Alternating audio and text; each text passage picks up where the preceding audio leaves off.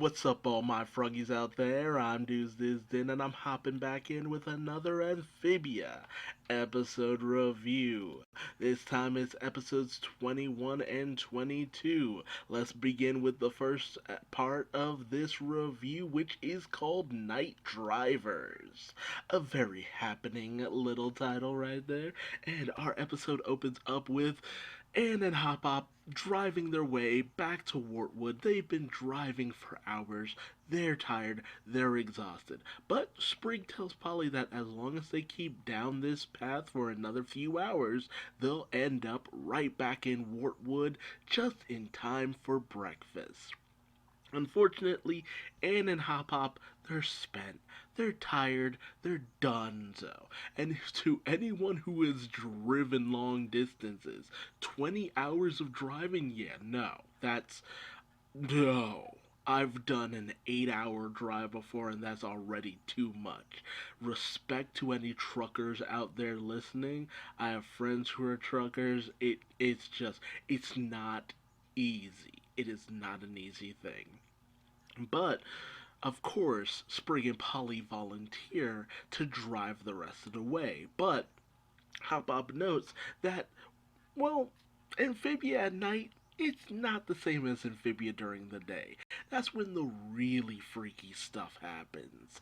Also, they didn't read the manual for the snail, Betsy, so they can't. They don't know how to properly ride Betsy, so of course they can't do it. But Hop Hop and Anne immediately pass out. Of course, Sprig and Polly are outraged, but they end up driving Betsy anyway because kids. Like, dude, you guys left them up to their own devices for the rest of the night. Of course they did this. But Anne and Hop Hop are just out like a light. They have a couple of dreams. Hop Hop has a very sobering dream where these four creatures carrying all of his worries in life go marching through this desolate land. Apparently, Hop Hop's biggest worries is time itself. But then once he notices, hey, I'm in a dream. If you ever had that moment where you realize, oh, I'm in a dream, of course you immediately start to mess with it, which is immediately what Hop Hop does. He becomes the god of his dream world. To have such control over the world. Meanwhile, on Anne's side, she ends up in a world of sugary confection and delights, free of bugs. Thank goodness. Unfortunately, it's all black licorice. Man, this is the second Disney series that addressed black licorice is ewy. Della Duck on the Moon, anyone? Yeah, I've had black licorice. It is not good. It is not good. More power to anyone who actually enjoys that. Please eat as much of it as you can and leave nothing for the rest of us. Please and thank you. But Sprig and Polly continue their trip, complete with Sonic Loop. Like, shout out to Sonic the Hedgehog here, very nice. But they come upon this place with falling rocks, which Sprig and Polly believe that they'll be able to make it through, but it ends up being more treacherous than they thought. But they make it through okay. But they start to kind of wonder if they've bitten off more than they can chew, especially considering the scenery of Amphibia at night. It is nightmarish. Like, seriously, what is with these Disney Channel shows and their nightmare fuel? Between Gravity Falls, Amphibia, and the Owl House, some children ain't getting no sleep. Like, seriously. They even end up coming upon this hitchhiker who ends up looking like a straight up serial killer. Like, this is not the kind of person you pick up on the side of the road. But they end up in this place called the Foggy Fjords. and you have full-on creatures walking around in the fog. You can't see your up from your down, and they come to a fork in the road where the mysterious hitchhiker is once again there. And instead of going the direction that he points out to them, they go in the opposite direction, complete with a terrifying series of loops and twists and turns, and just barely passing by the Robo Frog, too, interestingly enough. But the hitchhiker is not taking none of their crap as he takes the reins.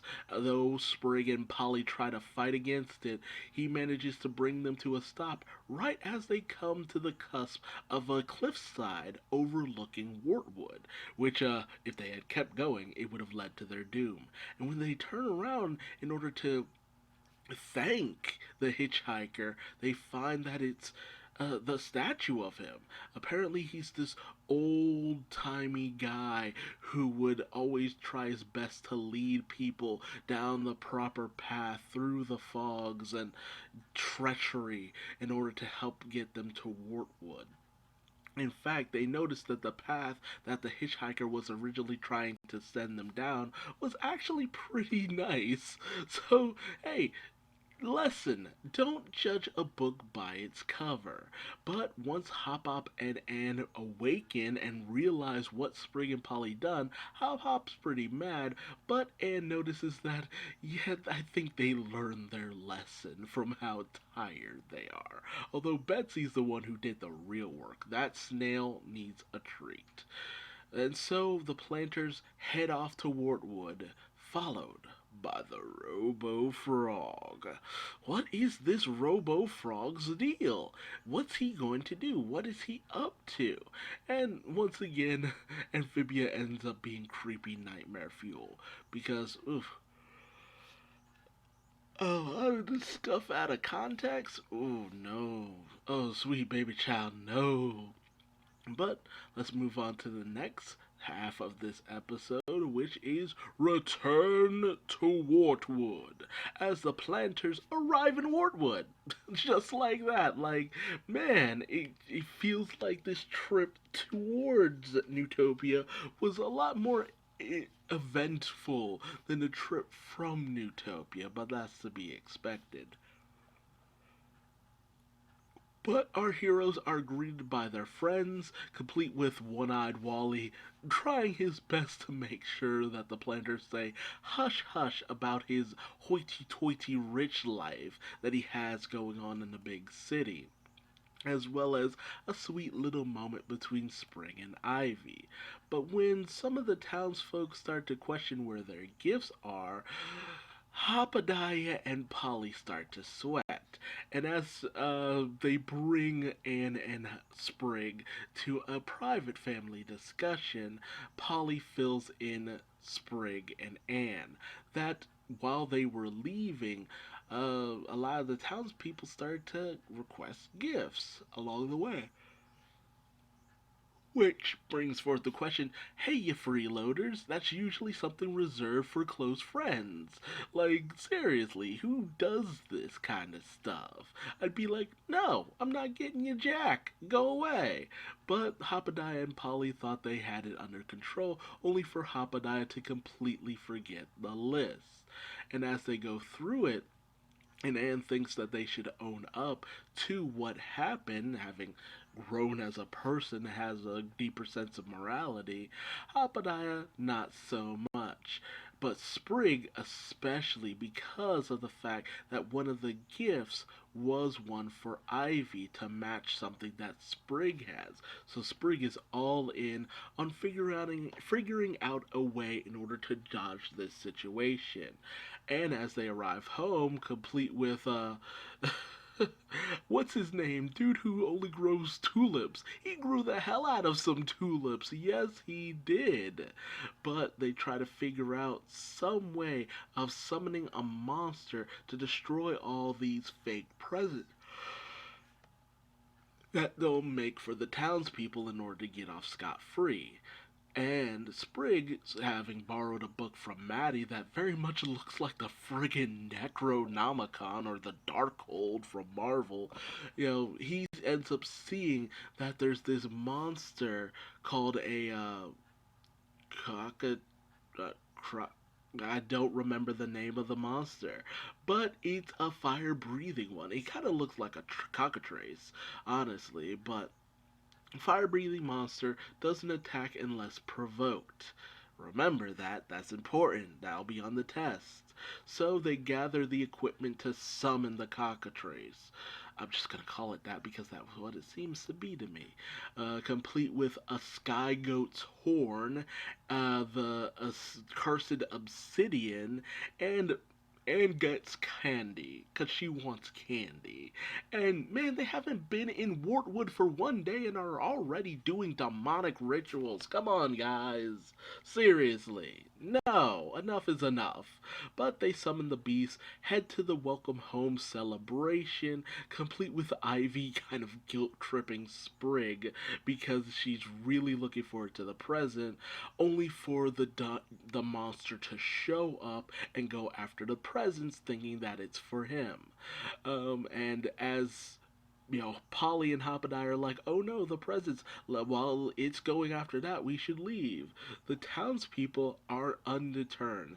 Spurred on by Ivy, they're just like, no, these are presents that we were to receive from our good friends, and we're not going to stop until we get them. So the townspeople go on the offensive and immediately get their butt kicked by the monster. But the planters are always there for the citizens of Wartwood, and they full on party up. And I'm talking full on RPG because this feels like a goddamn boss battle in an RPG game. But we see that the monster can also turn people to stone. But they've got Maddie at hand, and she's got potions. Plenty of potions to help get those people out of their stony imprisonment.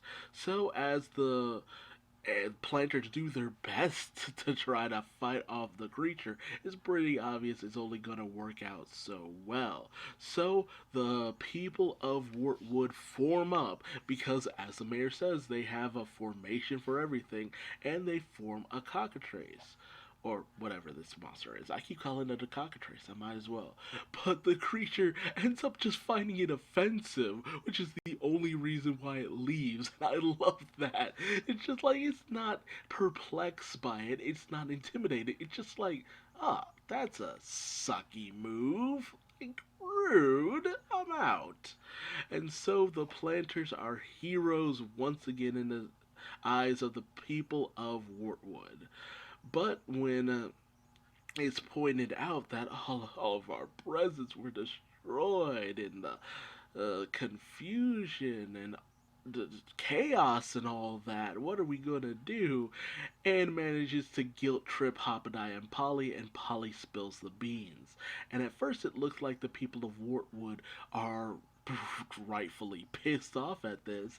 They do note that this is pretty typical affair for the Planter family, and they've missed it over the years. Things have gotten kind of dull for the most part ever since the lull. So she's just trying to go.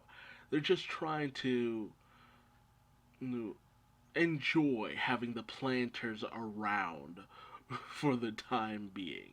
It's not the best, but it's also not the worst. Complete with Ivy just decking Sprig one for his deception, but also giving him a nice, sweet little kiss. And I'm like, Anne is just like, oh, I ship it. Not really. It's kind of mad to me. It's just like, it's nice that Sprig has a little girlfriend now, and I guess it's official with that kiss, but it's a nice, cute moment. A nice, great couple of episodes, but, not really very prevalent, all things considered, because we really don't know what's going on in terms of what's Hoppedeye going to do about the Calamity Box. Is someone going to be coming after our heroes? It's really hard to say, but this is Amphibia. It doesn't thrive off of that kind of stuff. If I were to give a percentage to the dramatic moments within this series, I'd say it's a you know about 35% of it is actual drama. The rest of it's just kind of goofy. But if you enjoy that kind of stuff and you enjoyed this episode, tell me your thoughts and feelings in the comments section below. What was it that stood out to you in this episode? And if you liked this review, leave me a like. If you didn't, feel free to leave me a dislike. Follow me on social media. Subscribe and hit the bell icon. Do the YouTube dance. Subscribe. Bell. Like. Comment. Subscribe. Bell. Like. Comment. Just bop it. All that good stuff. Okay, I've made enough of a fool out of myself. I'm tired, need to go to bed. Thank you for joining me, and until next time, I've been Duuz-Diz-Din, and I will see you later.